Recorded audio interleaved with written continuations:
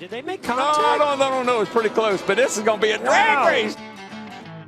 Right Look at there, this. moves Wow. him to win it. Carl Edwards bump and dump and run. Here comes Gordon right up to the bumper again. The bump and run. There it is. Maine to really turn around, Maine to Reilly's cage up. Oh yeah, welcome to the Bump and Run podcast. I'm your host, Michael D. White, joined by my two best friends, Matt, the Dad Man Reilly, and Eric, Daytona Ron. Hope you guys had a great weekend. Hope you guys had yourselves a Kevin Harvick type of weekend. He was the big winner at the Firekeepers Casino 400. And we got a lot to talk about today. We got NASCAR news. We got a race review, of course, our checkers and wreckers, our pick a lane debates. We got some questions that might need some answering. And, of course, our weekly betting takes at the end of the show. Make sure you stick around. We've been on fire lately. We had a lot of wins this year, so let's win you some money. And make sure you like, share, subscribe. I know it sounds lame. Hit that bell, really. The numbers were down last week. I think people just aren't seeing it come up in their feeds. So if you like seeing our podcast on YouTube, or if you like downloading it every week, make sure you hit subscribe on whatever podcast platform you listen. Every Monday night, Spotify, Stitcher, Amazon, iTunes Music, you know all the places to find it, especially Bump, the letter N, Run Pod, bumpandrunpod.com. Fellas, how are you doing? Specifically, Matt, how's your first week of fatherhood treating you? Awesome, man. Very, very cool. It is tiring, like what they say about like how like a baby like keeps you up, you don't get a lot of sleep. Like, yeah, that's pretty legit. You know, Yeah. We've been up all throughout the night, every night, but you know, you hear him screaming in the middle of the night, so you get up to see what's going on, take care of him, whatever, and you're angry, you're Yeah. tired, you're annoyed, and then you hold him and you look at his little face, and it's like, okay, all right. This isn't so This bad. is worth it. Yeah. So it's been an adjustment, you know, but in a great way. It's been super cool. I'm just learning to be a dad every day. I'm learning, 5-10 new things. So it's been fun. I'm pretty sure at this point it's the easy part too. He spends most of his time sleeping. Wait till he starts like roaming around the house and putting weird stuff up his nose and in his mouth. You gotta be careful. No, for real. My buddy Shifty, when he was a kid, he bit the cord on the vacuum machine, or the vacuum. He burned his lip on him. Yeah, I don't know. You gotta watch those kids, man. They're a terror. You know how many times I've busted this head open? More than Ric Flair in a main event. I'm telling you. Oh my God. You gotta watch him. When I was one, my parents, I guess they just left me laying on the couch. I rolled off as a little 1-year-old right off the couch, snapped my collarbone as a 1-year-old. You know, Oh so, my God. Thanks, That's- Mom and Dad, for really paying attention to me on the couch there. So don't do anything like that, man. Keep your eyes peeled. That's great, guys. Your story has just made me feel so good inside. I'm not nervous at all now. Fatherhood, man, you gotta stay on your toes. That's why me and Daytona Ron, we stay childless as You know that saying, that dad strength. Oh, he's got dad strength. Oh, yeah. I'm still wondering when that's gonna kick in. you know when it's gonna kick in? The first time you see your kid about to roll off the couch and you And I'm gonna dive for dive him and you for him? catch him in one hand. Yeah, for sure. How about you, Eric? How was your weekend? I see you survived once again. You said you had to keep the lights off yesterday and just watch the race on the couch, right? Yeah. Saturday, I started cracking some cold ones at about 10 a.m. at a charity softball tournament for Angels in the Outfield, our local high school Wyoming area. We have a charity softball event for all the fallen warriors that have passed away over the years, and it's a great event. Our team we had put together, Dallas' Suds and Grub, shout out. We got blown out in game 1, 14-0. Oh no! That was our first game was at 10. Second game wasn't until 3:30. So from 10 to 3:30, your boy was just slamming the brewskis back. And when the team stepped back out on the field for that 3:30 game, were we not prepared to play? But I may have been the first person ever to run from first base, round second and third in a pair of Vans, cut off jean shorts and a chain wallet, Just and jingling. slide into home plate and be safe. So I had a hell of a game. I'm sore as hell now from it. Haven't done any kind of activity like that in quite some time. So you mix the heat with the booze and a little bit of softball. Whoo, Sunday, that race, curtains closed, AC on, no lights, and just watching on the couch, buddy. It was hot one Saturday too. It was like 96 degrees out, and I headed down to the little league to check out a bunch of old guys play softball. And I went to that 3:30 game. I saw Daytona Ron slide into home plate, and the team you guys were playing, you're in the losers bracket. You're playing like half of the Wyoming area Warriors like baseball team. Like you're playing children. They're in like 10th and 11th grade. And it went about as what you would think a bunch of kids that play baseball against like adults would go on. They destroyed you guys early on. Where it was like 1-9 at one point, and then you guys started picking up on the weaknesses of the pitcher. See, the pitcher in high school is used to throwing overhand. It's not used to lobbing the ball underhand with a softball. So you guys were kind of playing the mental games and getting a lot of balls and just taking the bases. He walked about 7 batters in a row, and at that point we're like, nobody swing at a pitch. Just keep getting walked. And that's what we were doing. We were just all drunk, just looking at the balls coming in, the pitcher screwing up. And I think, the final was 14-12. Yeah. We actually ended up coming back and just a little short. But it was fun. We had a blast. It was a great day. But Sunday for the race, I was a little foggy. Eric, isn't it funny how fast that happens too? Because it wasn't not too long ago that it was our friend group, all Whitey included, all of our friends, like they all played sports growing up. We were all on teams and everything in high school. So when we would play at these charity things, it was usually our group of friends that was cleaning up.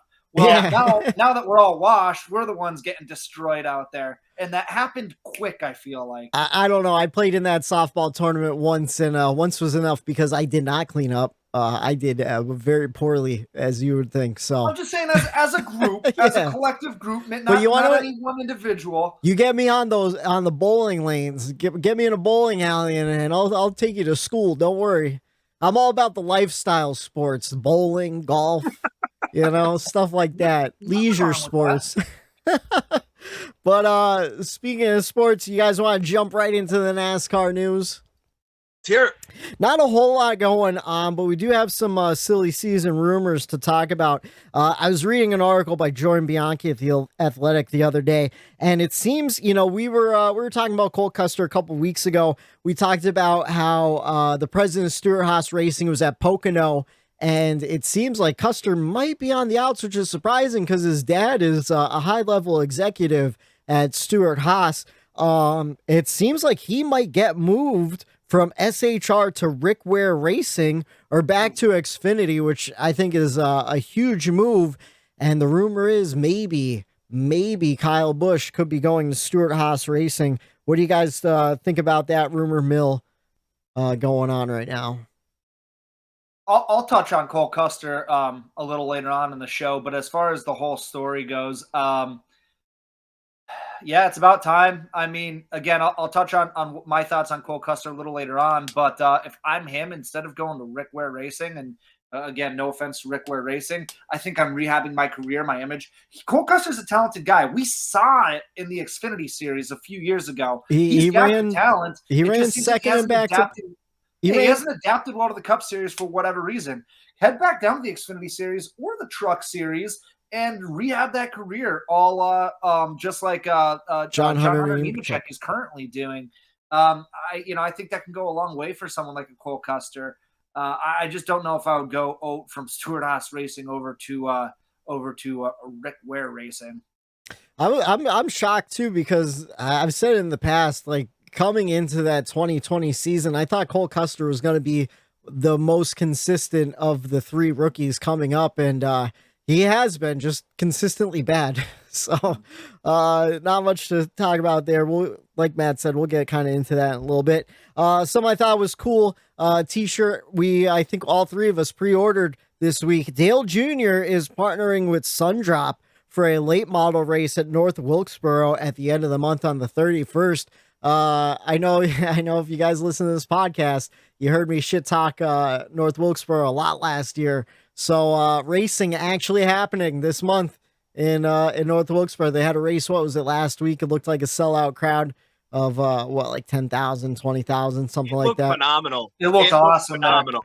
Whitey, you had a solid joke though when it was in our group text, our private group text, when you said, "Oh, looks like North Wilkesboro is sold out. There's about 1,500 people there." It was because it was the park. It was like all the cars in the parking lot. No, it really was. It was packed grandstands. I tell you what, though, the grandstands, I would be terrified to stand in them. You have a bunch of dilapidated buildings above you. Like, those things look like they're about to fall apart at any second. Like, not even talking shit. That's what made it look cool, though. Yeah, that's what made it look cool. Man. It had the old school feel and vibe to it still. Chip paint everywhere. Everything wasn't all nice and neat and pristine. It had that old school feel to it. I loved seeing that. Yeah, my mind when I saw those pictures posted on Twitter from that night of racing, my mind went directly back to Days of Thunder. It just looked like a typical '90s racetrack with the old school feeling, the old school buildings, the Winston red and white paint. Yep. You know? It looked awesome. So hey, listen, I hope they do great things with that track, and I hope they can restore it properly and possibly get one of the 3 major series of NASCAR back on that track sooner than later. Speaking of great things at NASCAR tracks, we saw a great thing yesterday. According to Michigan International Speedway, Michigan attendance was apparently the largest since 2016. Excuse me. And I forget the exact year, but it's the first year they sold out camping in well over a decade. So a big day in the Irish Hills of Michigan yesterday, even with the rain delay. Those people showed up and they stayed throughout. And I know we'll get into that in a little bit, but very, very good weekend. Attendance has been up. Things are looking up. But Can we say it? What's that? Is NASCAR back? I think it might be. I think NASCAR's it might be. Back. I think it is. I think it is. We're back. We got a lot of hype going. The hype train's rolling. Let's keep it going. We've got sold out baby. Races. We've got great racing products right now. We've got personalities, even coming up from the Truck Series to the Xfinity Series to the Cup Series. Guys, NASCAR's getting back there, and I'm really excited to see what this docu-series on USA does for it too. Me too. I'm really excited for that docu-series. It looks so fucking cool. Every time they show a commercial for it, I'm like, oh my god! Like I cannot wait to watch that. No, I agree. But speaking of Michigan, I have a NASCAR history that involves Michigan. It goes all the way back to August 1969. Nice. Track crews. It was during a rainstorm, much like we saw yesterday. Track crews were using wind from a low-flying helicopter to dry the track. Unfortunately, a truck with a tall antenna drove under it, caught the blades, and sent the helicopter crashing onto the backstretch. No one was hurt, but maybe, it got me thinking, maybe we should kind of cut Juan Pablo Montoya a little bit of slack at this point. Because he just hit a jet dryer. He didn't take a whole damn helicopter out of the sky. But I'll never give him slack for that. Cut the guy a break. That was from NASCAR man _RR on Twitter. A fantastic follow if you like NASCAR history and little fun facts like that. But I thought that was a great little one. It's been tough to find some real interesting NASCAR history stories. Like I did. I feel like I burned through a lot of them last season. So if you enjoy the NASCAR history, hey, take a walk back and watch some of our old episodes and just skip about 15 minutes into the show and you'll hear some cool stuff. Maybe I'll start recycling them soon at the end too during playoffs. But something we can't recycle, the results of this week. You want to jump into the weekend at Michigan. No truck race this past weekend or next week, no truck race this weekend, no Xfinity race next week. But speaking of Xfinity, Ty Gibbs got himself another win. Shocker. Did you guys get a chance to see any of the Xfinity race? I know me and Eric were down at the Little League, and Matt, I don't know what you're doing with your child. I got to see a little bit of it. It's tough, we try to nap when he naps just to kind of catch up on sleep, but we got to see a little bit of it. And then my dad had a little bit of a family gathering at his house on Saturday afternoon. So we were over there, and the race kind of finished while we were over there. We had it on, obviously we had it on the deck, but there wasn't, I thought it was, from what I saw, great racing. Ty Gibbs wasn't really in the picture from what I remember early on. And then he was, of course he was. And as we all know, he's a super talent at this point. I think we're going to talk about him a little bit more coming up here, but oh yeah. Regardless of what you might think of Ty Gibbs off the track, there's no denying that he's probably the hottest commodity up and comer, at least, that we have in the sport right now. And he's getting some shots, and he's making the most of it. So again, like you said, no surprise he won that Xfinity race on Saturday. Yeah, he's getting real good, real fast, and he's maturing really quick along the way, which is what he needs to do. So yeah, but we got more important stuff to talk about. We got a couple races to talk about. No slide on the Xfinity series. I love it too, but sometimes you only have so much time to dedicate to a weekend. We make sure we sit down and watch that cup race, and we saw another new winner this season. One Kevin Harvick getting it done for the first time in over 60 races. He led one time for 38 laps. We were in Michigan for 2 hours, 54 minutes, and 8 seconds. 7 cautions for 36 laps. 15 lead changes among 10 different drivers. Kevin Harvick, Bubba Wallace, Denny Hamlin, Joey Logano, and Ryan Blaney, your top 5. And what a day in Michigan it was, fellas. What'd you think of the race? You want to jump right into the race grades? We'll start with Eric since he's been quiet so far. Eric, what'd you think about the race on Sunday? I loved it. I thought that Michigan, the racetrack, I like how wide it gets, how fast they could go. You kind of have a little bit of the Talladega drafting feel, little bump in. I didn't expect it to be as good of a race. Maybe that's why I was like kind of blown away by the racing in general. Maybe I just forgot about Michigan and the style of racing that happens at Michigan as well. But I really, really enjoyed what I saw on Sunday. Edge of my seat, at certain times there with the battles going on. And it's one of those races where even the broadcast had a hard time keeping up with the amount of battles that were going on the racetrack. Did I say what I gave it? I gave it an A. Nice. It was one of those races where, once again, I feel like I kind of repeat myself, but it had a little bit of everything I like to see. And end of the race, drama, obviously, playoffs are on the line. You had multiple times during the race where the top 5 consisted of somebody that didn't have a race win. Yeah. And to me, watching that made the race that much more exciting. And, big accident, took out a lot of good cars. Toyota thinking they're going to dominate, and then the swings back and forth with the strategy that was going on. I noticed, I don't know if anyone else did, towards the end of the race, the cloud cover started coming in, and that added another element of the track cooling off. And I think some guys lost their cars a little bit when the cloud cover came over. It just one of those races that had everything, a little bit of everything that I like to see in a race. And it was great. I was not down and out on the couch, but enough to where it didn't hinder my race grade. I enjoyed that race being a little hungover on the couch. Nice. How about you, Matt? What did you think about it? Eric said it great. And I'm going to mimic a lot of what he said there. I gave it just a slightly lower grade, a B+, but an A+, the A grade that Eric gave him is also very deserving. I just thought it was a solid race, man. And that B+ I think is a solid grade. One of those races that had different strategies playing out, really good battles, as Eric said, for the lead playing out essentially all race long. There was one point where the top 6 were you could throw a blanket over them for multiple laps. We had multiple grooves. We had fun restarts. The only thing for me that dropped this grade out of the A bracket was that long, drawn-out runaway win for Harvick kind of towards the end. We had a tiny bit of excitement when Suarez had a left front go down and was limping back to pit road, and we thought there might be a caution, and I think there was under 5 to go or under 10 to go at that point.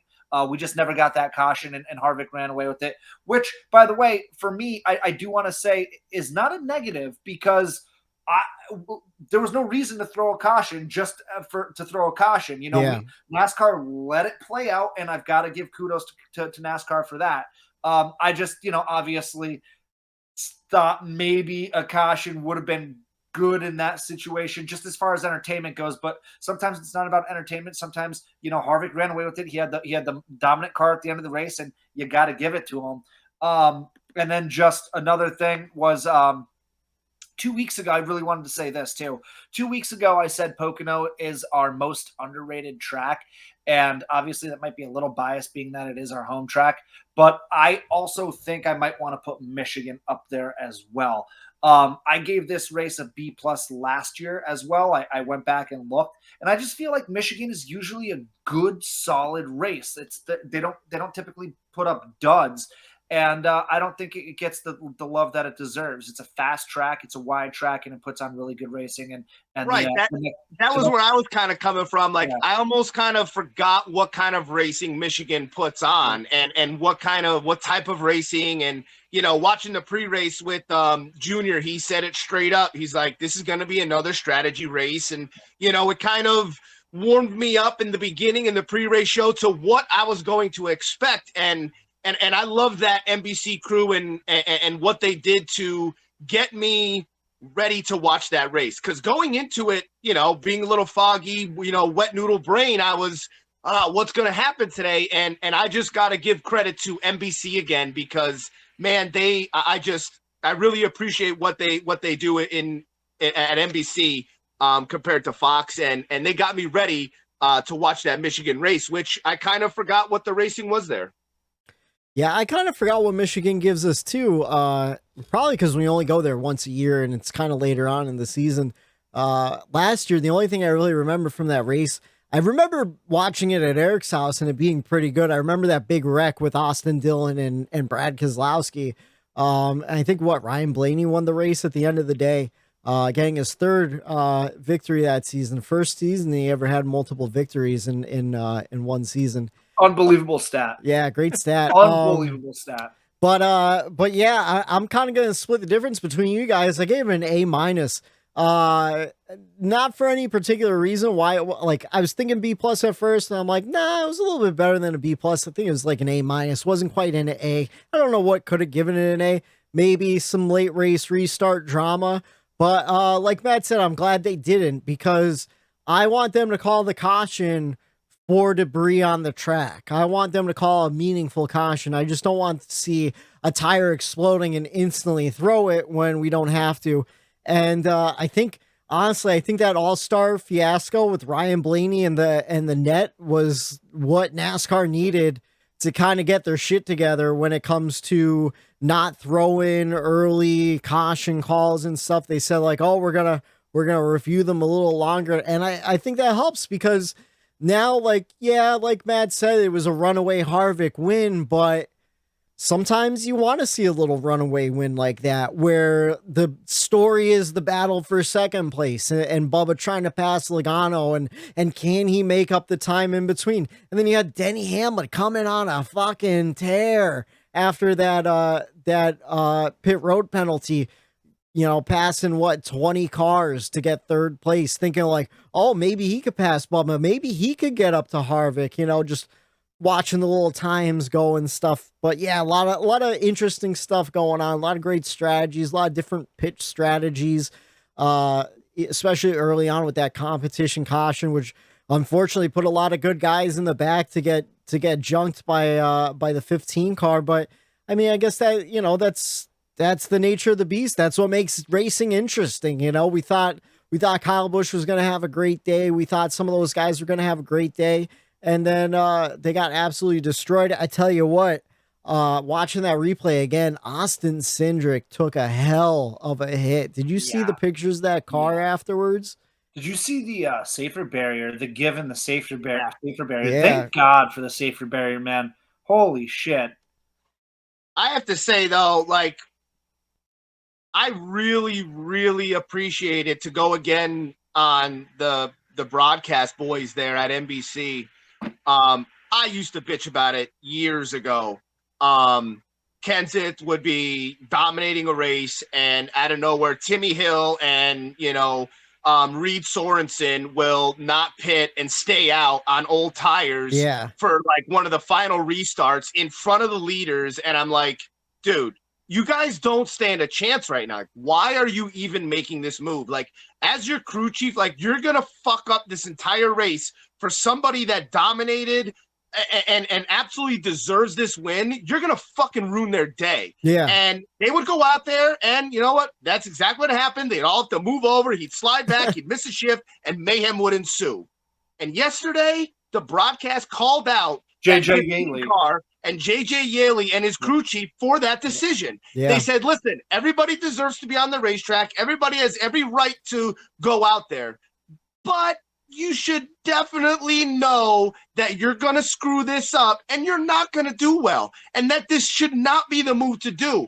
And like, they made that anyway, but I love that they called that team out, because normally they don't. Normally it's like, it is what it is. But they were kind of irritated that they put JJ Yeley in that 15 car, who is absolutely running terrible all year, and you just go to restart in the top 15 in a race like we were having.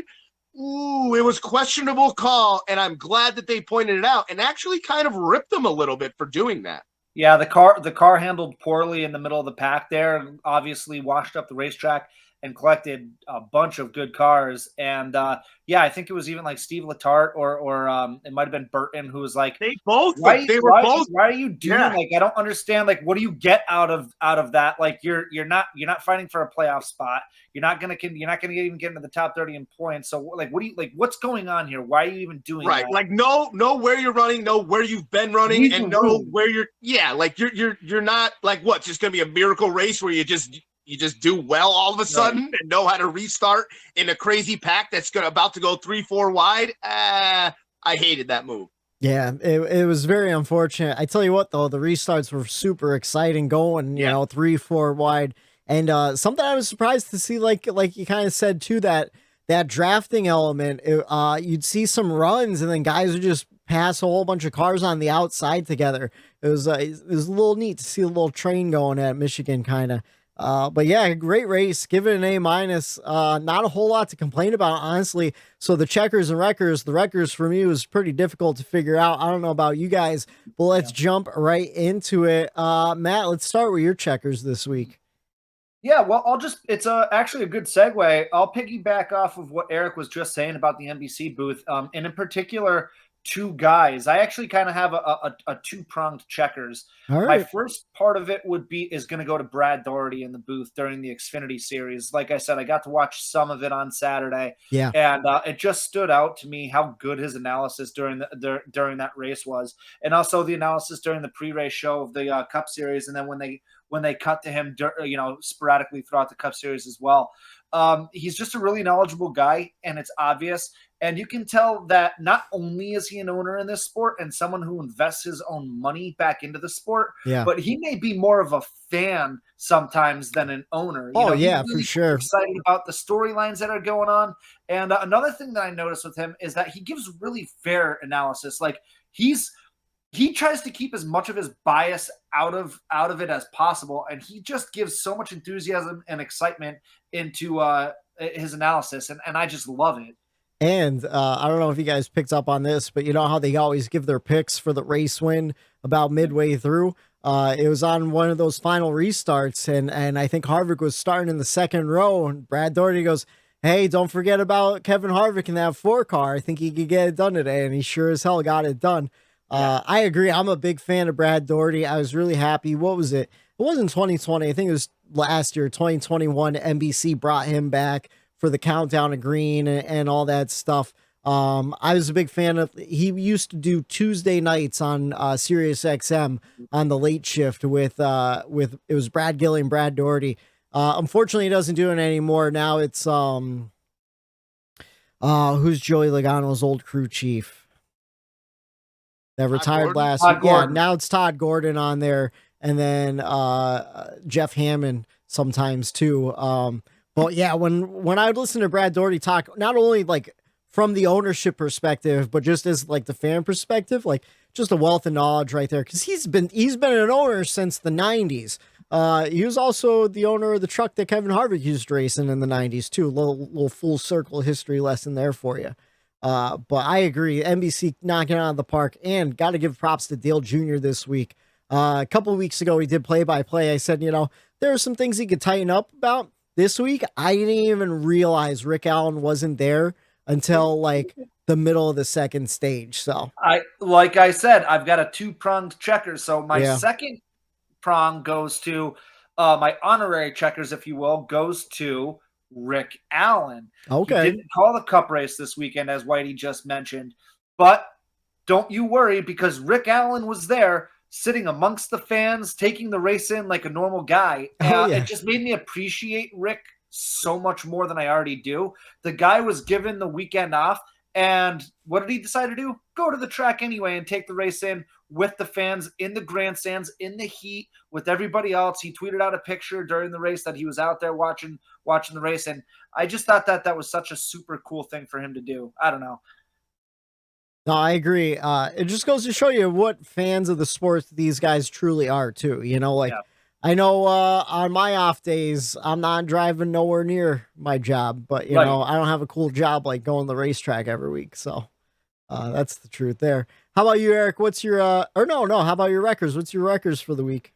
So I like we kind of touched on it earlier. I'll make this one quick because it's like the second time in like a month that I've picked this as my records. I know Whitey has picked it as his records. Eric might have even picked this as his records, but it's going again to Cole Custer and that 41 team. Yeah. Like I said, I understand that I just wrecked them a couple weeks ago, but I'm doing it again. Just another embarrassing day for them. Their average running position was 27th. I understand that gets drugged down a bit because they didn't finish the race. Their car caught on fire. But my God, man, just like Whitey mentioned in the news segment, it sounds like he's going to be out of that 41 car. And not that I ever root for anyone to lose their jobs or to get a demotion or anything like that. But I do truly believe that somebody more deserving, needs to get in that 41 car, whether it be a Kyle Busch or someone from the Xfinity series, or whether it be Ryan Preece, who's in their developmental kind of stages there with SHR. I just think that there's more, these seats are so precious in the Cup Series. We only have a finite amount of them with the charter system that we run. And if you're not doing good, and it's consistently that you're not doing good, you're going to lose your spot, and someone more deserving is going to fill in. And it looks like that's what's happening with that 41 car and Cole Custer. Yeah, I mean, Cole can't catch a break. He's got 2 top 10s all season. He's only got 11 career top 10s in the Cup Series in the last 3 full-time years. So it's just a rough go of it from Cole Custer. How about you, Eric? What's your checkers and records for the weekend? My checkers, just like Matt, I kind of have, I guess like honorary checkers as well. We touched on it a little bit, was the crowd. Just not even just for Michigan, just NASCAR in general, the crowds. It seems like week after week we are breaking records at these racetracks for attendance, and not just in a few years, I'm talking decades long attendance records. And it just seems like the crowds are showing up like they were back in the 90s. And Michigan weather all day on that radar, and that crowd, it was huge all day long. They stayed, they waited that rain out. Even during the race, man, were there some black clouds all throughout that race. And I'm like, ooh, it's getting dicey. And the crowd stayed and hung out. So that was kind of my honorary one, since we kind of touched on it a little bit earlier in the show. And, my checkers, you have to give it to Ford. Me, and I think everyone included, we didn't have any idea that they were going to come out and dominate Michigan like they normally do. Ford going to Michigan, that's a place where they want to win. They want to dominate, and Toyota came in there and said, wait a second, hold my nuts real quick because we're starting 1, 2, 3 here. And the beginning, you're like, Toyota's going to run away with this. Ford, up to this point, the performance, you wouldn't have any idea that they'd have a shot. But here we are. Harvick gets his win, and 3 out of the top 5 are Fords. Yeah. The other 2 being Logano and Blaney. So you have 3 out of the top 5 being a blue oval at Michigan, where you want to perform well. And I just think that this may be a little bit of a fuel that this Ford team needed to set the playoffs on fire come here in a few weeks. So I got to give my checkers to Ford. I think that's a good one. I know we picked Matt picked Logano, I picked Blaney, but honestly, like going into this week, I was not feeling confident in those picks last week. I picked Ford because of the history of Ford at Michigan, and I didn't think they were going to pull it off, to be honest with you. I didn't think Kevin Harvick was going to pull it off ever again, really. So, I mean, it's just a great day on them. How about your records? What's your records for the weekend? My records, it's something that I heard on the radio during the race, and a little bit afterward on Twitter, I saw some quotes being tweeted out. My records is Ross Chastain. Yeah. A guy that has a ton of enemies, a guy that could use a little amends out there between some of these drivers. And he had an opportunity this weekend at Michigan to maybe heal some of those wounds and maybe, make some of those enemies, get in his good graces again. The 5, they could have worked together, Chevy and Chevy. Oh, yeah, I saw that quote. The spotters are like, okay, let's work together to pull away from the Toyotas. If we bump up together, work together, let's pull ahead of these guys, leave the Toyotas in the dust. Let's work together here. And Chastain came across the nose of the 5 multiple times, saying, nah, I don't think so. I'm here for myself. No. And another instance was his own teammate, the 99. Your teammates up there, and you have a sandwich, and you could allow your teammate to get to your back and pull away as teammates, as Chevy, to get away from the Toyotas and the Fords, and he didn't even want to work with his own teammate. So to me, Ross Chastain this weekend proved who he is to me as a person, as a driver, and I am okay with it, but now I know who he is. And who he is as a driver. And that just showed me a little bit of what I needed to know of, is Ross going to change? Is Ross going to change his style? No, he's not. He's going to be the driver who he is, which I'm not saying it's bad to be selfish out there. And I'm not saying, I'm dogging Ross for being that way, but it's just a little telling that, you want to fight for a championship. You have one of the fastest cars and one of the fastest teams, and you have an opportunity to maybe work with some other drivers and gain a little bit of respect back, and you just flat out denied it. Not a good look for Ross, and not a good look for Ross moving into the future, where at a lot of these racetracks, manufacturers come into play, and you need to play nice with other manufacturers. And I don't think Ross is going to be too happy when a Daytona, Talladega, at the end of the season cutoff, you need to work, and the only way to survive those races is with manufacturers. Yeah, Ross is going to get bumped right out of there, especially when you're doing it to your own teammate. Then you have to go back to the garage. You got to see them at the end of the race, and Ross had a decent car yesterday. He led once for 29 laps, ended up finishing 24th. Same with his teammate Suarez, led twice for 33 laps. He finished 25th, of course. That was for a tire at the end there. But yeah, you got to start thinking big picture.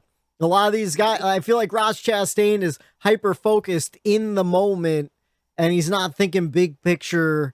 Like, he already has 2 wins. He should really be realizing on honing in his his craft and just doing those little things week in and week out to get himself better and stop worrying about like, oh my God, I have to win every single race. And like, I know every driver, that's your goal, win every single race. But the situation that Ross is in makes that mentality a little different showing up at the racetrack. I feel like where, yeah, you want to win every race, but now even if you want to, even if you have the car to win, you just made so many enemies. You're not going to win help that. You.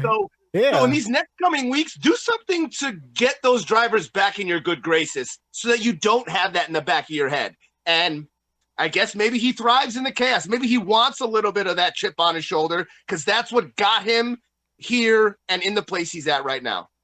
I think what you said about Daytona and Talladega is going to be interesting. I can't wait for that cutoff race for the regular season to see if, people work with him or they shuffle him to the back and make sure he stays back there, because he's one of those guys that's gotten real aggressive on plate tracks too in the past. So like he doesn't care where you are, short track, road course, big track. He's driving the way he drives.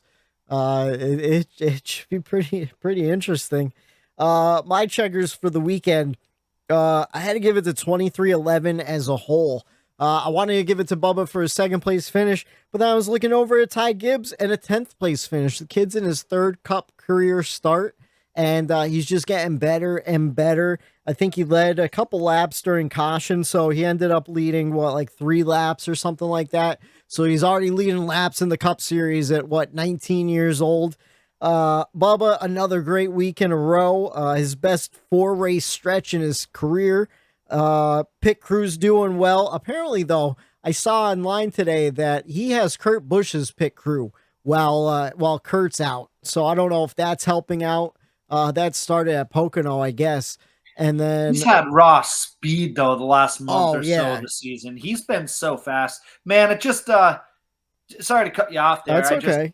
One of the main things coming away from the race yesterday, I saw all over Twitter, some good things, some really ugly things. Yeah, was just the reaction to Bubba's reaction to his finish yesterday. And, man, I wish I could just take that guy off to the side, Bubba, and just say, dude, it's okay. It's okay. I know, we always bring up that documentary, that race documentary, and it really goes into depth about, he goes through some things, right? And that's, who are we to talk about that? But, you just want to, take him and just say, dude, it's okay, man. You're doing just fine. Phenomenal. And I told you guys this earlier in our private chat. I felt this way with Reddick. I felt this way with Ross Chastain, and I felt this way with Suarez this year. The win's coming. Yeah.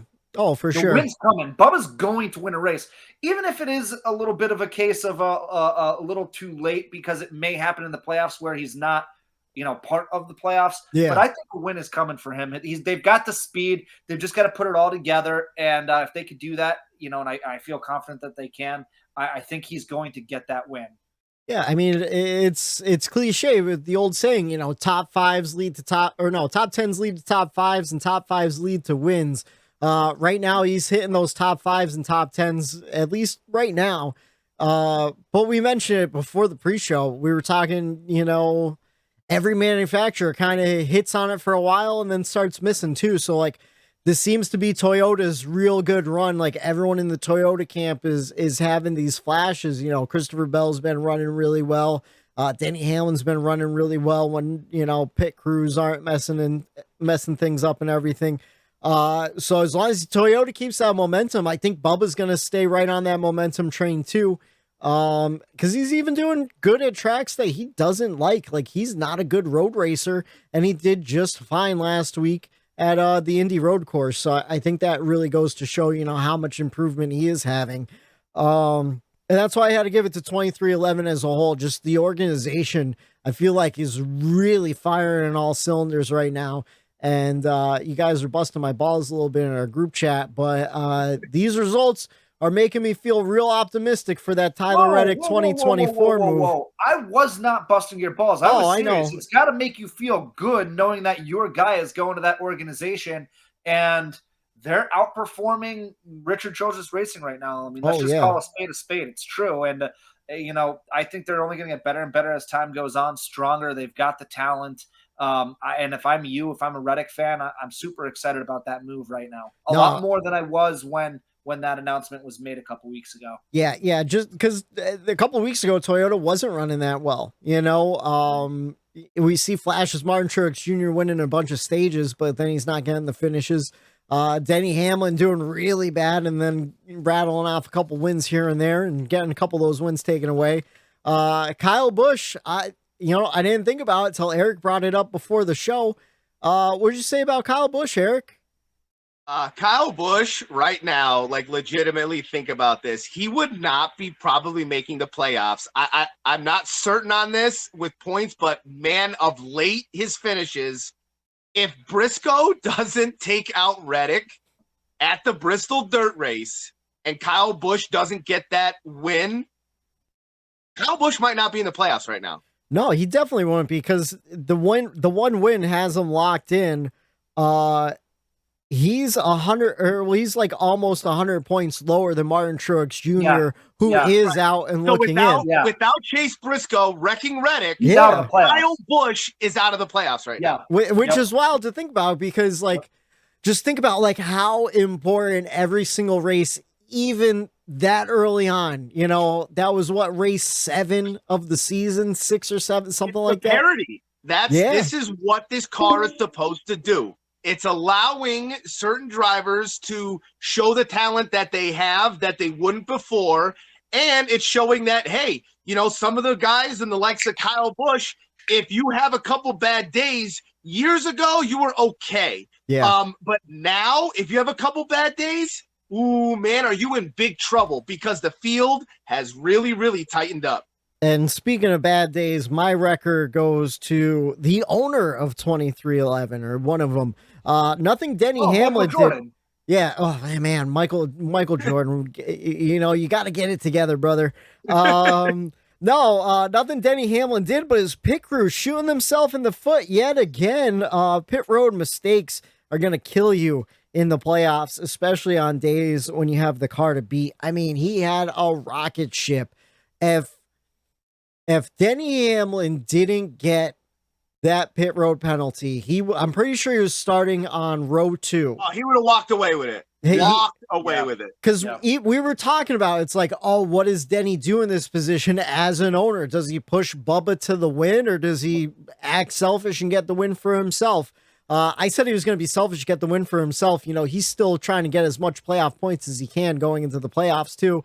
At the same time, though, I mean, that's a pretty big payday for his team. It's kind of crazy, but he had a legit shot to win that race, and he passed how many cars after that restart? If he was on the second row, I don't think we're talking about Kevin Harvick winning today. I think we're talking about a Toyota winning, probably Denny Hamlin, maybe Bubba Wallace. Am I crazy here? Are you guys on the same page with that?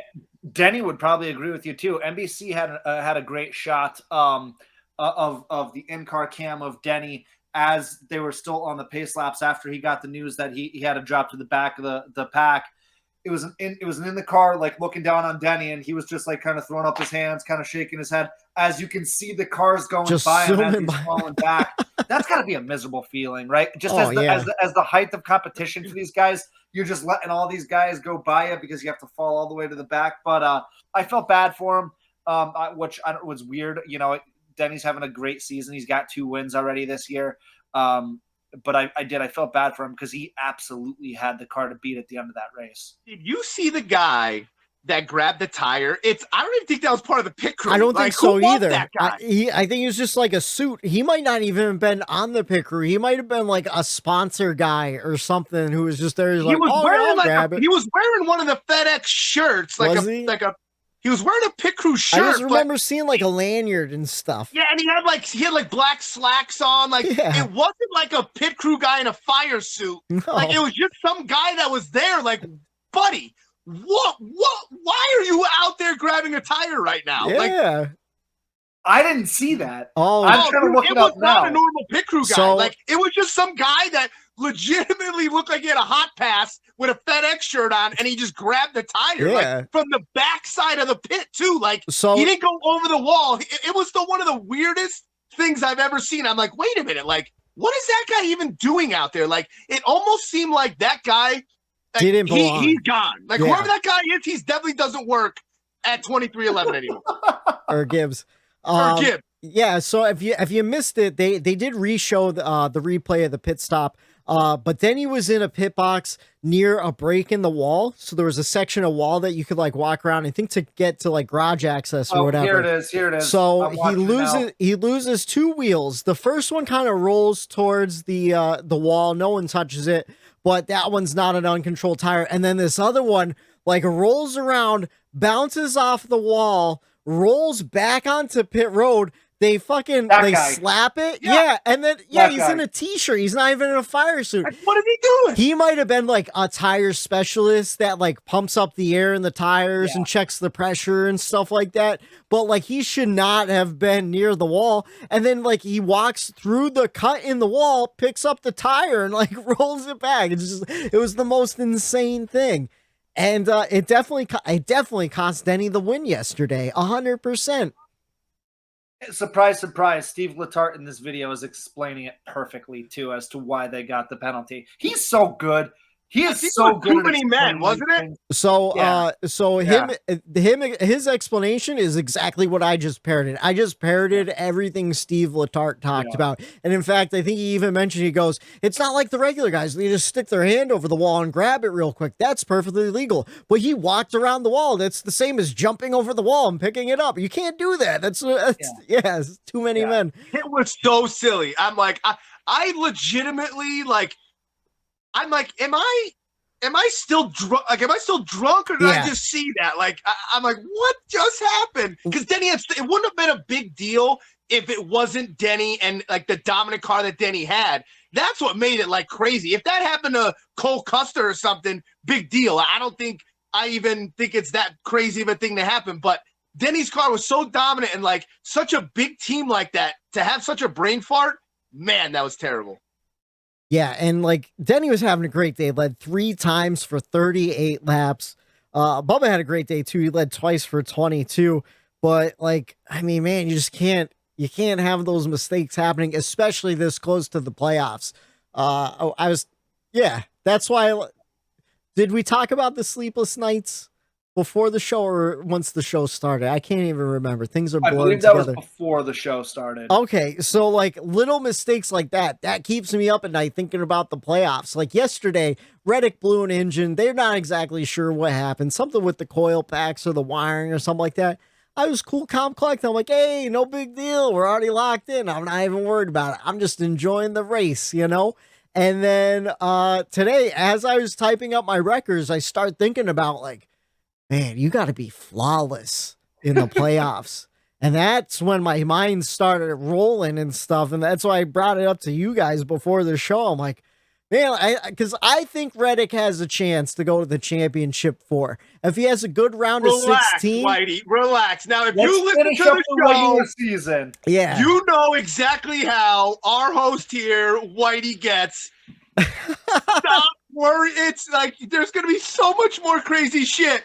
Save your little heart, save your soul, save all the sweat that's about to come out of your forehead in the next 3 weeks, because you know what? I'm already sweating, buddy. I need the towel to rub it off. If you're worried right now, dude, you're not going to make the playoffs, dude.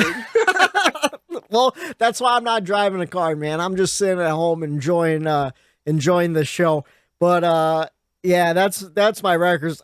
It was, again, I had to nitpick because it was a great race yesterday. It was hard to find anything to really complain about. And if I'm a Denny fan, or if I'm Denny, I'm complaining about that. That was egregious. Everything else, though, I thought was pretty good. Whitey, do you have like a smartwatch or a Fitbit? I do. Yeah. Okay. So if we find ourselves in a situation in the playoffs where Reddick is on like the cut line, bring out the like heart rate monitor. We're going to strap one of those on you, and we're going to check in like maybe every 30, 40, 50 laps to see how your heart rate is going, just like they do with the drivers, and we'll report on it in the next episode. We need a Whoop sponsorship. Yeah. Let's go, Whoop. Yeah, we'll compare it to the drivers. Yeah, absolutely ridiculous. The content, if you're listening to us right now and you're a loyal listener of this show, I can't stress enough the amount of excellent content that is going to be coming when the playoffs start with Whitey and his stress and just his overthinking. It's going to be phenomenal. Yeah, because we got knocked out of the playoffs early last year. We were out by the round of 16, so the rest of the season was pretty easy for me. I was just, hoping for good performances. Now the real stress is on, and I'm here for it, man. Buddy. I'm here for it, though. I'm loving every minute of this. I'm loving all the implications of Kevin Harvick winning too. Like, the playoffs have just been thrown into a tear. But yeah, I love it. Like when there was an opportunity multiple times during that race for a new winner to win, and when Harvick was out front and he kind of sensed it without a caution he was going to win. Yeah. Oh, I was pumped about it because. What's better than the mayhem to end the season like this going into the playoffs? I'm all for mayhem. Me too. Yeah, but yeah, that's my records is the whole Toyota thing. But Eric, you brought up something interesting earlier. I don't remember. It was during the show. Man, I'm getting so confused. What happened? We talked for a while before the show. Sorry, everyone listening at home. So things are getting a little confusing. But you talked about Kyle Busch and not having a real great season this season. And if it wasn't for that Briscoe spin in Reddick, he got his win to lock him in the playoffs. He wouldn't be in the playoffs right now. Like, he'd be sitting out. He basically over the last 2 years, he hasn't been running well. And like, it just made me think like, okay, the whole controversy with his contract and what's he going to do? And, Gibbs offered him and Kyle Busch didn't take it. And now looking back and like getting the bias of just knowing who Kyle Busch is and what the past he's done. But Kyle Busch, what have you done for me now? And to be honest with you and me, my opinion is Kyle Busch actually has zero leverage when it comes to this new contract. Over the last 2 years, he hasn't really done enough to warrant, this huge bag that he's looking for, I guess. And, the performance, especially this year, without Briscoe wrecking and him getting that lucky win on the dirt, he is out of the playoffs this year. No, and you look at his teammate, Martin Truex Jr. right now. He's sitting outside the bubble. There's only 19 points separating him and Blaney right now. Martin Truex Jr. kind of only in the spot he is because of all the way he performs. He has a lot of wins, like a lot of stage wins this season. You look at his teammate, Christopher Bell. Christopher Bell did not finish great yesterday, 26th, but he led 3 times for 31 laps. Like, he was doing really well until he got into Ross Chastain. He threw a bad block, like a real bad block. That was a dumb move on Bell's part. I don't know if the spotter wasn't communicating quick enough or Bell was just trying to make a quick move, but like, that was a dumb thing. But he's been getting better and better this season. He already has a win. Not so much the performance we thought Bell would have at this point in his Cup career, but like, now I'm looking like, yeah, Kyle Busch doesn't really have a whole lot of leg to stand on. I'm thinking the Stewart-Haas rumors are probably his best option right now. And you have Ty Gibbs, who just finished in 10th place. Again, this is only his 3rd start, already showing some promise. And going back to Matt's checkers, Brad Doherty in the pre-race said, you move up Ty Gibbs as quickly as you can. Right now, there is no reason to keep him in the Xfinity Series for another year, because that's just another year that all these Cup veterans are going to get used to this car, and that's a year behind he's going to have in this new car. He's already getting his experience in the new car. Move him up as quick as possible. I don't know if you move him into the 18 team. I don't know what's going on with Kurt Busch and his concussions. I mean, this has been a long break. Apparently he's doing the rehab the right way that he should, but could this kind of force his hand into an early retirement? Do you maybe give Kyle Busch a 1-year extension in the 18, figure out sponsorship, throw Ty Gibbs in the 45 next year for 23-11, hold that seat until Tyler Reddick's ready to move over, and then move Ty into the Gibbs camp in 2024? Do you think I'm crazy with these moves here? Because this is where my head's at this morning. Just thinking of all the dice that could fall and the pieces and the puzzle pieces to put in. Am I talking crazy? Well, no, and I'm just kind of half listening to your guys' conversation because I'm looking at Kyle Busch's stats here, going over the last few years. I mean, right now he has an average finish this season of a 15.4. Yeah. Last year it was a 12.8. So that's a three position difference right there. And last year we were nervous about Kyle Busch and the struggles because I don't think he won until late in the season, right? Back in 2020, he had a 13.8 average finish. And then let me see here. I don't know. Back in 2019, I think the loop data kind of – oh, wait, here we go. I clicked on the wrong thing. Back in 2019, his average finish was 8.9, which is crazy. And he had 5 wins. So he won a championship that year too. So what's up? He won the championship that year too. So yeah, yeah. Well, yeah, but just to kind of to show how quickly it fell off a little bit. How quickly it happens, and pretty much back up what Eric's saying is these last 2 or 3 years. What have you done for me? Not much. Yeah, you got a couple wins, but you're not the Kyle Busch that we know. There's been a drop off in performance there, whether people want to admit it or not. And you look at Ty Gibbs, you look at what Brad Daugherty said. He's obviously figuring this out a lot quicker than anybody could have imagined. Let's get him up into that position. He's going to come cheaper than Kyle Busch too. Guess what? Oh, He's yeah. going to come with sponsorship too. Things like I said 2 weeks ago on this show, I truly believe that Kyle Busch will not be at Joe Gibbs Racing next year, and it's becoming more and more apparent. I didn't even think about the Monster sponsorship. That makes it so much easier for him to just slide into that 45 car too. I don't know. Things are going to get interesting. I'm excited to see what happens with Kyle Busch and Ty. I would love Ty to know Gibbs here. What the stats are with Kyle Busch from when they put that rule in when he can't run Xfinity and trucks. I bet him not running all those extra trucks and Xfinity races each week, that extra seat time, that extra track time from week to week, that probably helped him be dominant on Sundays. And now he's in those trucks and in Xfinity way less than he used to. Yeah. So I bet not having that seat time and running those Xfinity and dominating those trucks like he always would, I bet you that's had an effect on his performance on Sundays. He said it himself too in 2020 when we weren't practicing at all. And last year, he's like, it's been a big detriment to my race weekend. Like, he needs a lot of practice to shake down a car and get it feeling exactly the way he wants it to race like. And I think you do make a good point with the Xfinity and truck stuff. How many times have we been like, oh, is Kyle Busch running the Xfinity race today? We'll play him in fantasy tomorrow because he's going to have a good one, Like I feel like Matt was texting us on that every week in the beginning of the year, and we were seeing results too. So I don't know. It's just dude, he hasn't had a top. Let me see here. He hasn't had a top 10 finish. He came in second back at Gateway. Since then, 30th, 21st, 29th, 20th, 12th, 36th, 11th, 36th. Brutal. Just brutal. Yeah, that's brutal. That's rough, man. I don't know. For him. For him. And for his fans.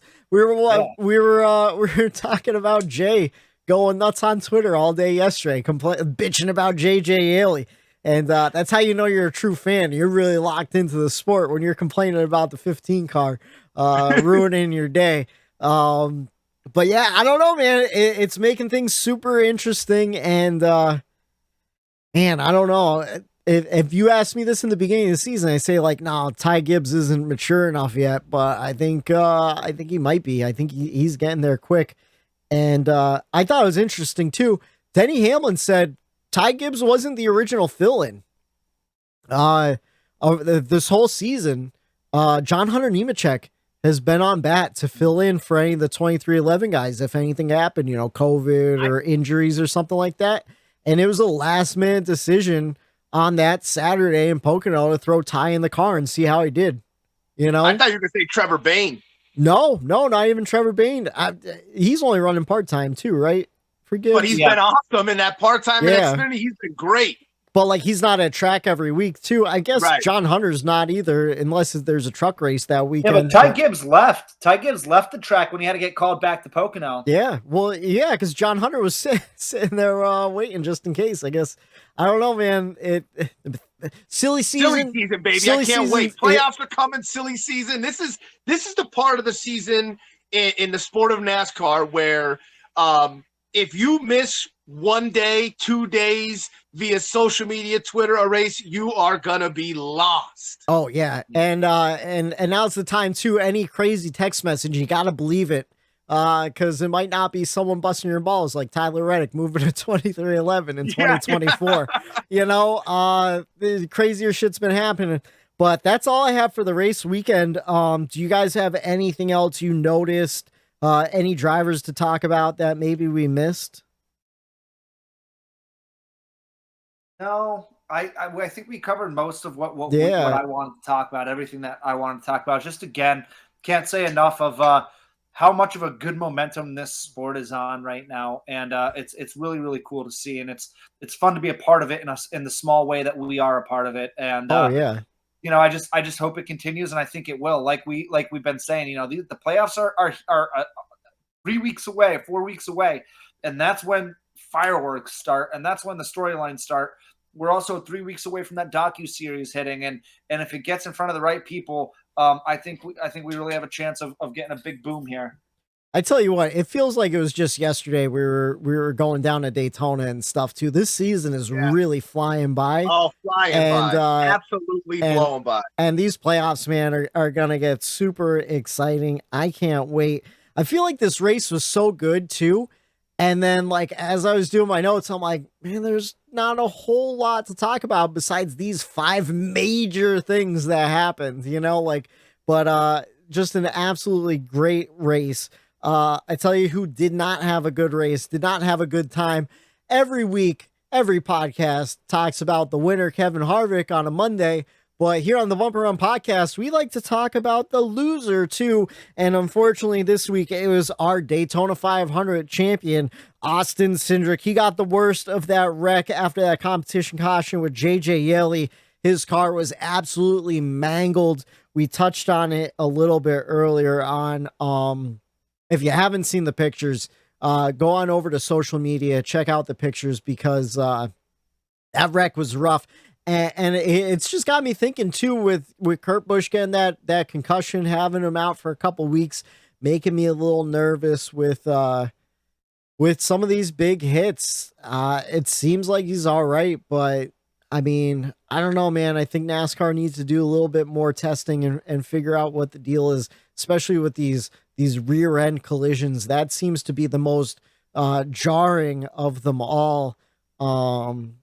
But yeah, I don't know. Just sucks for him. He's been having a good run here late too. But you want to know what?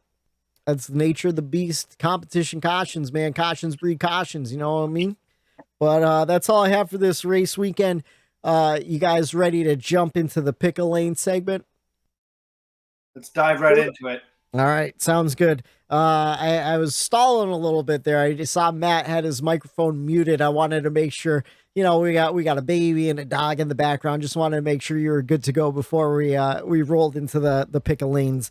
Jackson is over with his mom at my mother-in-law's, at Steph's mom's house. They're over there visiting. So I have Chase, my dog Chase here, and he's getting fidgety, so I had to straighten him out a little bit here. Okay, well, you want to know what? Chase, he's been vocal in the past. He watches the races every weekend too.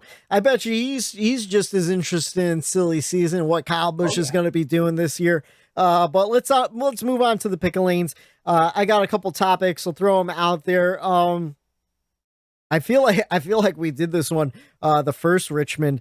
But do you think the day race in the summer could save Richmond with this new car? Earlier on in the season, we saw a cold race. It turned into a fuel strategy race that actually did turn out to be pretty interesting. If you like a strategy race, we've been pretty vocal in the past that we do not like Richmond.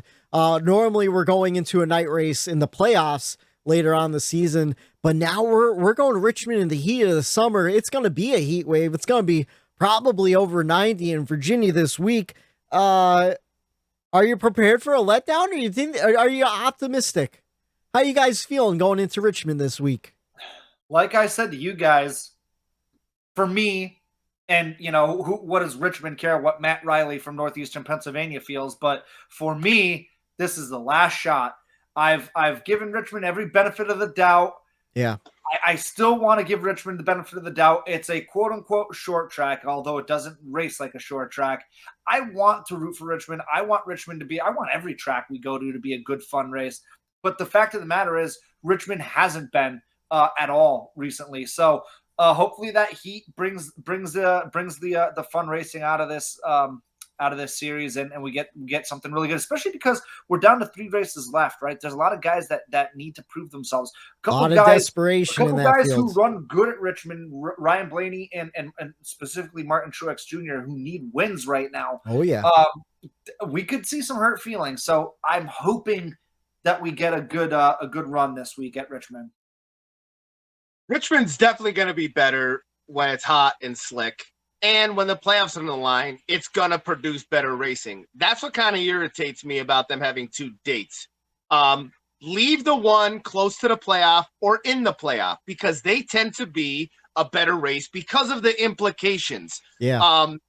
And I low-key, unlike Matt, I kind of want it to suck because I have a little spite from Pocono losing a race. It's like, you know what? I hope Richmond sucks and they get a race taken away from them, just out of pure spite that they got rid of one of Pocono's. And, like, it just sucks because, like, where they put this date, it almost is set up to be a great race. Yeah. And, like, because of the implications, and even if it's not great racing, we're probably going to get a good storyline out of it, which is going to overshadow that it was a shitbag of a race, and they're going to end up getting still 2 races on the schedule.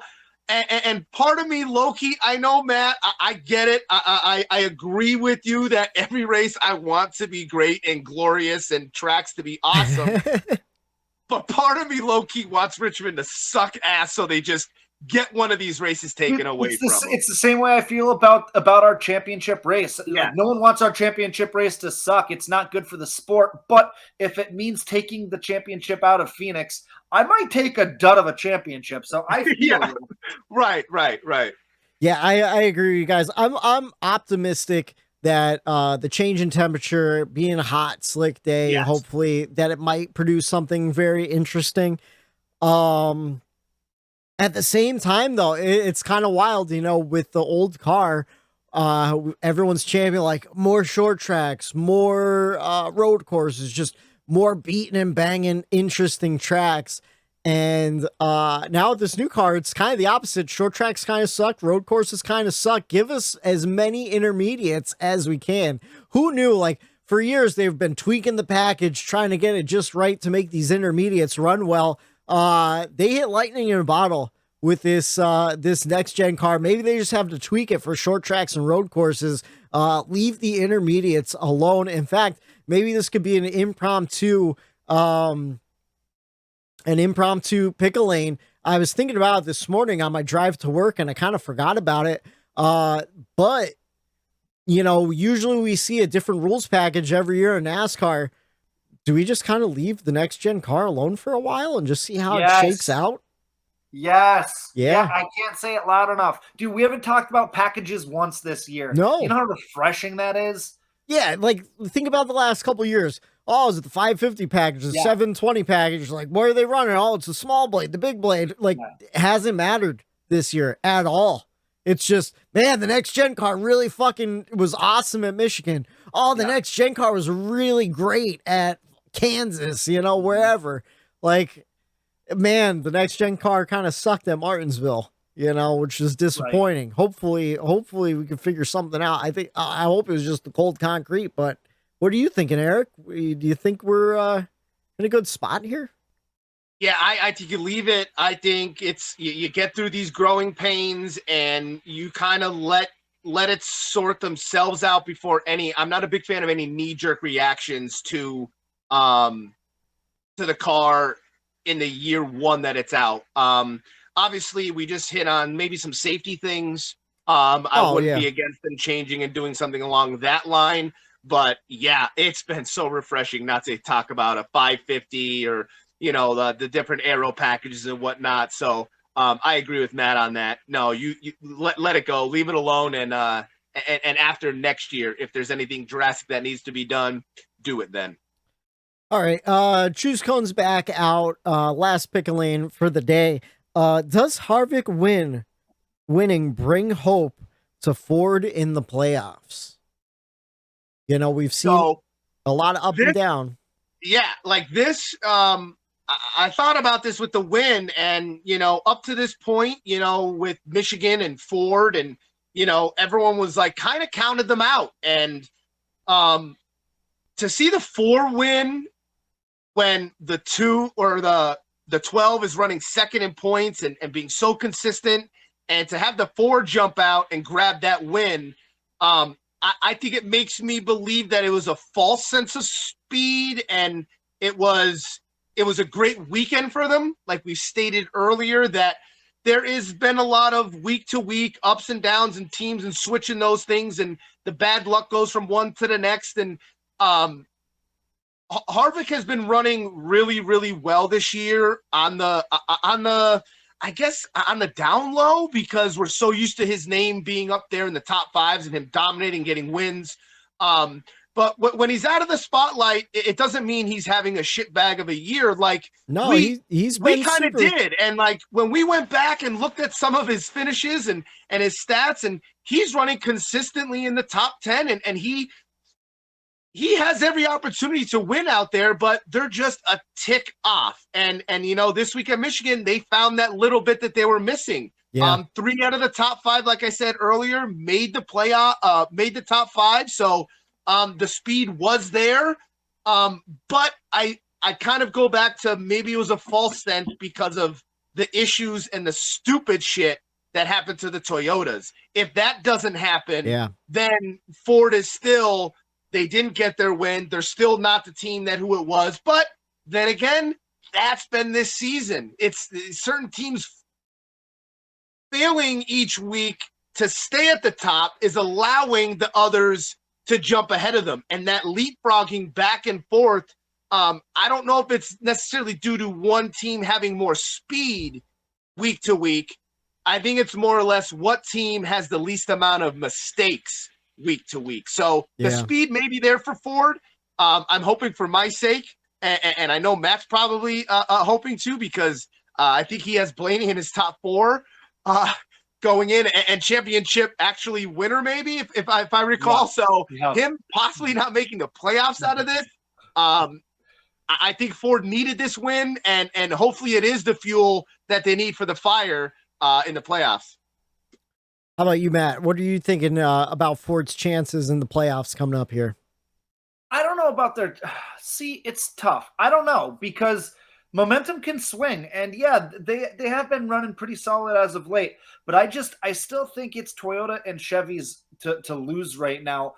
Yeah. And to go back to your original question, should Harvick's win bring hope to Ford? Not yet. I don't think, if I'm a Ford fan – I'm kind of holding back yet. That's the first Ford win in the Cup Series since Logano at Worldwide Technology Raceway 2 months ago. So, and we already said it earlier in this show, it was almost not even a win for Harvick. If Denny doesn't get that penalty, we're all pretty positive that Denny runs away with that race yesterday. So it was almost not even a Ford victory again yesterday. So I'm going to say let's pump the brakes. Let's slow down. Let's see what happens. I still think that, that 9 car of Chase Elliott's fast. I still think the Toyotas have a lot of momentum. I just don't know if I've seen enough out of Ford to say that I'm hopeful for them in the playoffs. Yeah, I'm going to say I'm actually hopeless. Unless it's Ryan Blaney catching fire soon, I don't think Ford is going to do much of anything in the playoffs. Like you said, the last Ford win was at Worldwide Technology Raceway. That was June 2nd, something like that. 2 months ago, yeah. The win before that was also Joey Logano a month before that at Darlington. And then the only other Ford win of the season besides the Daytona 500 was Chase Briscoe at Phoenix. And we've seen a drastic drop off of Chase Briscoe. Like, he was running really consistent in the beginning of the season, and then he fell off, you know. Austin Cindric got himself that win at Daytona, and then he fell off for a while. Now he's starting to kind of get more consistent, but he's still a rookie. He's still struggling a little bit here. He's not fighting for wins. No, exactly. Like, he's fighting for top 5s and top 10s, you know. Joey Logano, super quiet since that win at Worldwide Technology Raceway. Like, where's he been? You know, I haven't played him much in fantasy because he hasn't been really getting top 10s too much, you know. Who else is in the Ford camp that I could see winning? Eric Almirola? I don't think that's going to happen. You know, like, I feel like the tracks that Almirola could have won at, we've already been to, and his season's just getting worse as it progresses. Cole Custer, we already talked about that. Nothing happening there. Kevin Harvick, like we said, has been super consistent in the top 10, but he's not in contention to win every week. You know, like, I feel like this was a good win. It was a deserved win, but it wasn't a really hard fought, battled win. You know what I mean? I have this weird, I just have this weird feeling like, unless Penske's hiding something and they're getting ready to fucking go on a tear in the playoffs. Right. It brings me back to like Logano when I think he swept that whole first stage of the playoffs after, you know, and Tony Stewart not winning anything, getting into the playoffs and ripping 5 wins out. And like something along those lines, I could see either Kevin Harvick, Logano, or Blaney going on some kind of tear like that. I've been calling it for a while that somebody either in the summer months is going to go on, you know, some kind of streak. I'm still waiting for it. But that just goes to show that the parity of the car and everything is great, that it's not happening. But man, a little part of that intuition in my gut feels like, man, one of those drivers, those 3 it's going to come from, either the 4, the 12, or the 22. They might have a possibility of catching some fire. Yeah, you know what's going to happen? Joey Logano is going to win at Richmond this weekend and make me look like a fool. You know? Yeah. You know who has to have a little bit of a smile right now? Like if you got him in a moment of honesty. Who's that? Matt DiBenedetto. Oh, yeah, looking at the Wood Brothers 21 car with car. Harrison Burton is sitting in, 27th in the point standings right now? Yeah, but we even said at least Harrison. With Matty D, he was sitting in like 20th, 21st, 22nd. Yeah, but you got to think of what the original plan was. Austin Cindric was supposed to be in that 21 car, and I guarantee Austin Cindric would be way more consistent than Harrison Burton. Nothing against Harrison Burton, but he was struggling in the Xfinity series. You know, like, yeah, we all said this last year when they broke the news, like Harrison Burton to the Cup Series, like they should probably give him a year or 2 more in the Xfinity Series. Yeah, like that's showing right now. He's not ready. It for sure is showing, and I don't think they really care though at the 21 car. I think Penske was happy with the decision he made. He just wants the plan to go as planned. But yeah, I think you're right. I think Matt DiBenedetto would definitely be outperforming the 21 car this year. Yeah, I don't know. It's one of those things. Brad Keselowski threw a wrench in that plan. And look where he's at. He's in the back of the pack, too. So, not doing shit. Unfortunately, it's kind of depressing for Brad Keselowski, too. Man, what a bad prediction that was early on in the season. I think we were all high on Brad. All time, dude. All time bad. Bad take by me. All time bad take. It's not even just by you, though. We were all high on Brad Keselowski moving over to Roush, like, oh, he's going to bring him back to greatness. Even just the simple thing, we got all hard about him painting the facilities and painting the floors to go, see, it's the little things. Brad Keselowski's bringing that Penske touch to Roush. And he dominated Speed Weeks, too, which was another good sign. That, like, he was, you know? Yeah, but he was cheating. He was cheating. He was cheating. They were messing with those lug nuts already. Week 1. I don't know. We'll see what happens this weekend in Richmond, though, because that's where we're heading. Trucks on track Saturday night, 8 p.m. for the Worldwide Express 250 for Carrier appreciation on FS1. That's a mouthful right there. Xfinity is off, and then Cup is on track Sunday, 3 p.m. on USA for the Federated Auto Parts 400. To recap our picks from last week, I picked Ryan Blaney. He got me 32 points. Not a bad points day out of Ryan Blaney. Unfortunately, Matt picked Joey Logano. He got 36 points, so that puts me in the back. And Eric picked Eric Jones. He got you 42 points, just 1 point off. Again, that Richard Petty 43. But you won the weekend with Eric Jones. Great pick. And like we said earlier on, there was a point in the race where I thought Eric Jones could get it done. He led some laps. He was doing really well. But that means you pick last. Matt picked second. I picked first. But Matt, first, I need some numbers because I didn't put any thought into who I'm going to pick this week. So I got to know who's going to be in the top 10 betting odds so far this weekend. I already have my pick written down. Hopefully it stays there and I don't have to cross it out. Let's see. Yeah. So like I always do, I give the top 10 favorites. As far as odds go, these lines are provided by DraftKings. Some interesting names here. I mean, it's all the favorites that you would think of. I know the guy that I have locked in as far as who I want to pick is on this list, but we'll start out with Kevin Harvick, William Byron, and Tyler Reddick, all plus 2,000 to win at Richmond. You've got Bubba Wallace plus 1,500, and then you move up here a little bit. You've got Ryan Blaney and Ross Chastain plus 1,200, Kyle Larson plus 1,000. Remember back in the first half of the year, no matter how Kyle Larson was racing, he was always like the favorite. Oh, yeah. No matter where we went. And it was blowing my mind back then. I'm like, what are you guys doing? This is insane. Right. Well, he's starting to slide. No longer the case there. Chase Elliott plus 900. And then you move up into the top four here as far as favorites go. You've got Christopher Bell at plus 800. The odds are telling you Toyotas at Richmond. Oh, I already got because an then idea. you've got Kyle Busch at plus 700, along with his teammate Martin Truex Jr. at plus 700, and then Denny Hamlin, your favorite, at plus 600. Like we've been saying, it's Toyota's moment right now. They probably should have won yesterday. They didn't. I think that a Toyota is going to steal a win, not steal a win, earn a win this weekend at Richmond. And that's a little preview of who my pick is going to be. Well, that's a preview of my pick too, because we're going to one of his many home tracks. God damn it. He finished 4th in the spring.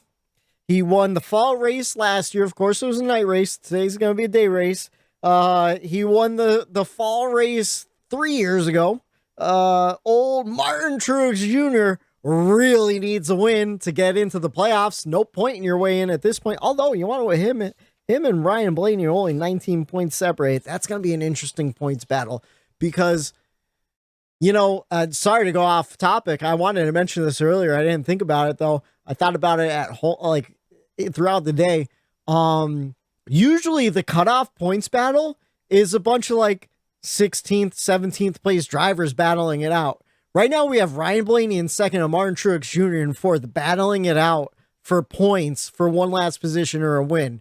How fucking insane is this about to get over these next 3 weeks if we don't see a new winner? Absolutely crazy. But yeah, I'm picking Martin Truex Jr. for the win in Richmond. Get it done at his home track.